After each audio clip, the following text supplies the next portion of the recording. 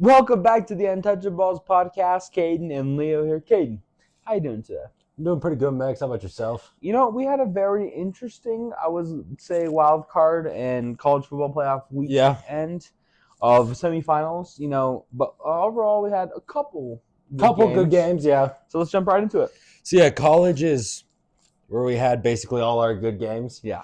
Starting off, we had probably the best game of this weekend of college football. Oh, not of college football, of football. Yeah. Between the Notre Dame Fighting Irish and the Penn State and Indy Lions, where Notre Dame came in, ended up getting a game-winning field goal after a game-sealing interception by Drew Aller. Yep, Caden, you've been on it this entire season. Drew Aller in the biggest moments and the clutchest moments, he kind of disappeared for Penn State. They needed him to make a few throws, and he decided to give it up to the wrong team, and ultimately it cost him there. But this was still a very great game, a very close game where it featured two dominant rushing attacks.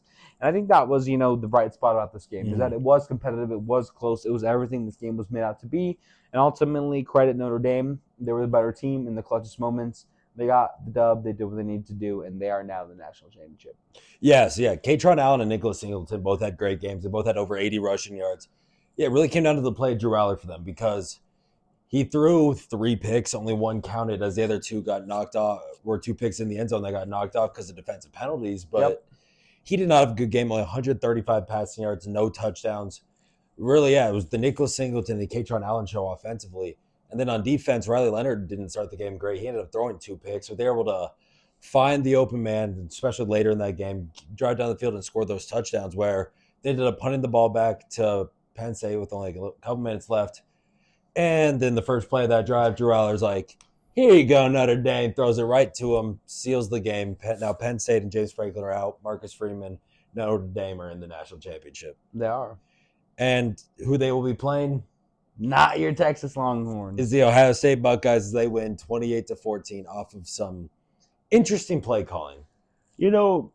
Ohio State came in here and did what I thought they were going to do, Caden. They imposed their will. They out-physical, the very physical team in Texas. And more importantly, they shut down that Texas offense and just did not let Quinn Ewers get going, did not let anything really get going for you guys at all, consistency. Yep. And did a very impressive job, I would say, and had the most impressing win of compared to, I would say, Notre Dame. Yeah, so it was weird in this game because Ohio State starts the game and gets that touchdown out early. Yeah. And then it's 7-0 for basically the entire half.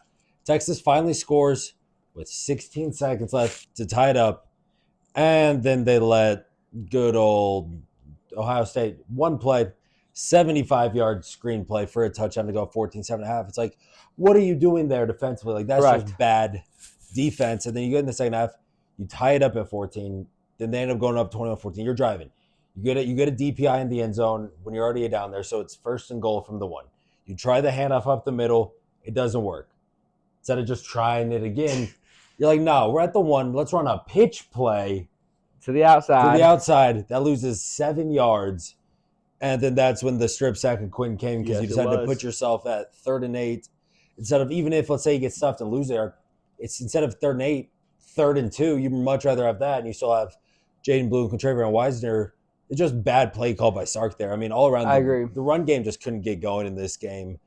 Barely was able to, just no efficient big run plays that we've come accustomed to seeing from Texas throughout this season and in the playoffs as well. Yeah, they didn't have any big splash plays. They didn't win the turnover battle. And I think those are the 2 big reasons you really point out in circle for Texas losing this football game. Yeah, you were able to just limit Jeremiah Smith the whole game. Correct. He did nothing. Emeka Buka was able to then also to step up for them, which was great to see for Ohio State. But when you're able to limit their best offensive player, you'd think you'd have a little better chance to win. And this game should have been tied. This game should have gone 21-21 with 2 minutes left. See if Ohio State can lead that game-winning drive. But instead, you run the pitch play. Ewers gets strip sacked, returned for an 83-yard touchdown, and then it was ball game. Good night, Irene. Getting to our NFL games now, where we had 1 good game out of the 6, which is kind of surprising. Super sucks. Reminded us of the first weekend of the college football playoffs. So, yeah, starting off, we have the Texans and the Chargers. We both were high on the Chargers. We were. Texans win this game 32-12. A little bit of reverse jinx at play here, Katie. Rooting against, obviously, the AFC West team. I thought Harbaugh in his first year back in the NFL would be more prepared, have Herbert more prepared. But the Chargers are going to charge her. Yep. This is a Chargers team. This is Justin Herbert, who is known as a playoff choker, known as not showing up at the big games, and right on schedule. He coughed the ball up big time. And ultimately, you circle that as the big reason why the Texans won this game. Yeah, the Texans didn't do too much offensively in this game. They weren't able to get the ball moving too well. Like, the Chargers were able to start this game great. You drive down the field, get stalled, so you kick the field goal. Yeah. Then the first play for the Texans is a fumble. You get the ball stalled, another field goal. And then there was nothing else in that first half until that Nico Collins touchdown, really. And then it just went downhill from there. Herbert ends up throwing 4 picks in this game. You were able to get Stroud to throw that pick, which could have really changed momentum early in that third quarter. And then right after that, Herbert throws it right back to the defense. So, yeah, what we said about the Texans' offense still rings true. Correct. They're not that explosive. They're not going to be able to generate that many points. But when you give them so many short fields off of 4 interceptions, make it so the defense made it just so easy on them. It's going to lead to good victories for them. They did. And credit D'Amico Ryans. His team was ready to play. That defense had a motor that went the entire game. They had a very solid game plan. They stuck to it. They limited the run. And, they got a very big victory when a lot of people, including us, didn't think they really had a good shot considering the up and down year the Texans have had. Yeah, so now they're going into Arrowhead this upcoming weekend, which we'll talk about here on Friday's episode, to face the Chiefs, which could maybe be a good game. Upset? We'll see. Our Saturday night game, though, was between the Steelers and Ravens. Ravens cover this game easy, 28-14 victory. They do, Caden, and this was, one of the highest opening spread. It was the highest spread of the weekend for a reason. And credit to Lamar, and credit especially to Derrick Henry, who, back in the playoffs after being removed a couple years from the Titans, what he did last time, taking them all the way to a conference appearance against the Chiefs. He is explosive. He is one of the best playoff performers in the league. Future Hall of Famer Derrick Henry, just absolutely an amazing performance, Caden. Yeah, Lamar, nice game, 175 and 2 in the air, picked up another 81 on the ground. Then, Derrick Henry, 26 carries, 186 yards, and 2 touchdowns.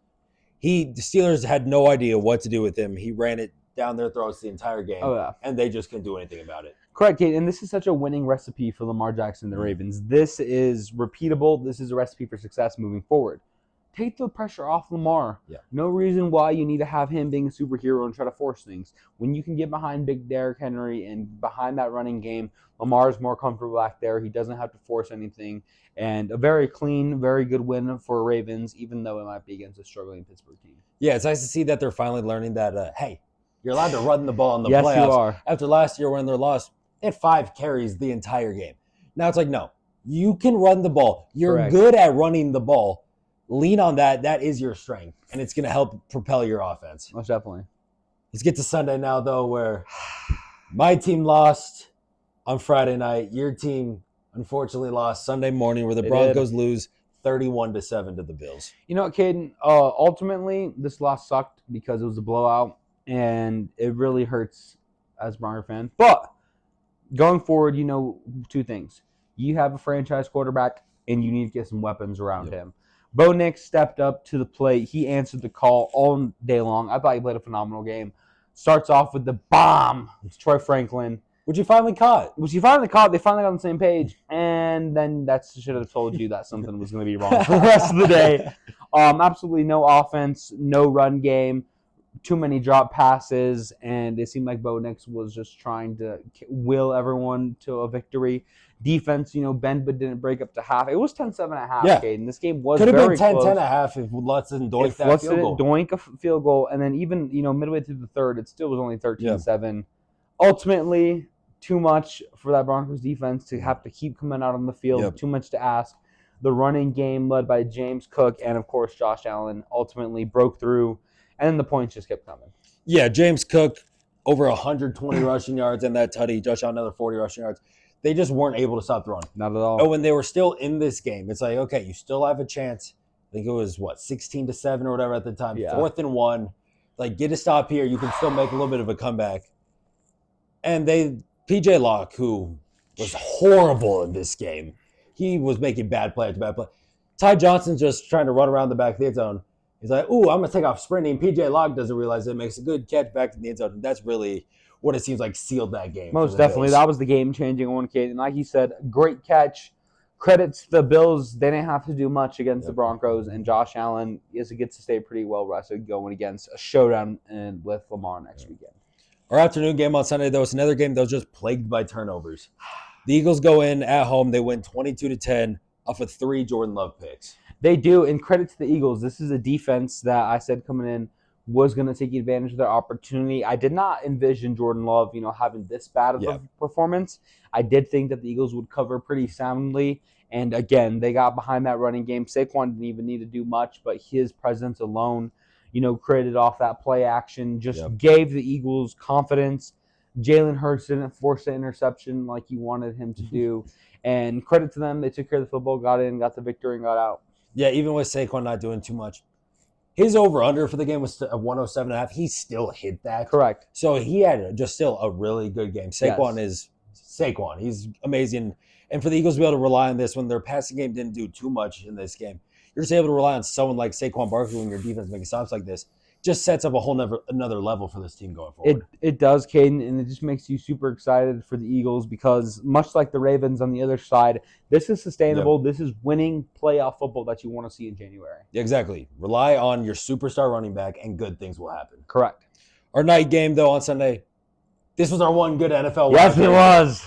23-20, Commanders victory off a doinked-in field goal as time expires. Correct, Caden. And I told you, I expect this game to come down to Jaden Daniels needing to make a game-winning drive. And what does he do in the clutch moment? He and the Commanders come through. It wasn't an amazing game by Jaden Daniels and the Commanders, right? This kind of was a very iffy game until the scoring picked up towards the second half. But like I said, when the plays needed to be made, when the rubber needed to make the road, the Commanders stepped up in a very impressive victory, defeating Baker Mayfield and the Buccaneers at home. Yeah, miscues by the Bucs is really what cost them this game. Starts off with the lone turnover of this game is that Baker fumble, and they're trying to end around to McMillan that sets up the go-ahead touchdown for the Commanders, go up 20-17 at the time. You don't fumble that, who knows what happens. And then later, before the Bucs end up tying the game on the field, you have a 3rd and inches, and then the center snaps it before anyone else moves. That leads to the loss of 2, so then they have to settle for the field goal to tie it up, which leads Jaden Daniels to that game-winning field goal drive. One of those 2 plays change, you don't fumble, or you actually time out the snap, get that first down. A lot of things could have been different in this game that could have led to maybe overtime or a Bucs just victory in regulation. Yeah, very frustrating if you're the Bucs. Like you said, they kept shooting themselves in the foot over and over again, but credit to the Rook for being able to capitalize. And now, Caden, this Commanders team's got a daunting task ahead of them on the road against the Lions. Yeah, it's should be, I think, an amazing matchup. Yeah. And speaking of the AFC, which we just talked about, we get Bills-Ravens this next week, too, which should be amazing. Our last game of the week, though, in Glendale, Arizona, between the Vikings and the Rams, where Scam Darnold showed up in true form as the Rams win 27-9. Caden, we talked about Scam Darnold. And, of course, the one weekend we actually give him credit. Yep. And I myself was very big on, you know what? Maybe he finally turned things around. Nope. He starts seeing ghosts again, hold on the ball way too long in the pocket, and the Vikings put themselves in a hole way too deep to dig out of, and Matthew Stafford was slinging it around on them all night. Credit to the Rams. I said Kevin O'Connell was going to get the best of his, mentor, but not in this case. The Rams were ready for everything that the Vikings had on offense, and defensively, the Vikings just seemed to step behind of everything the Rams wanted to do.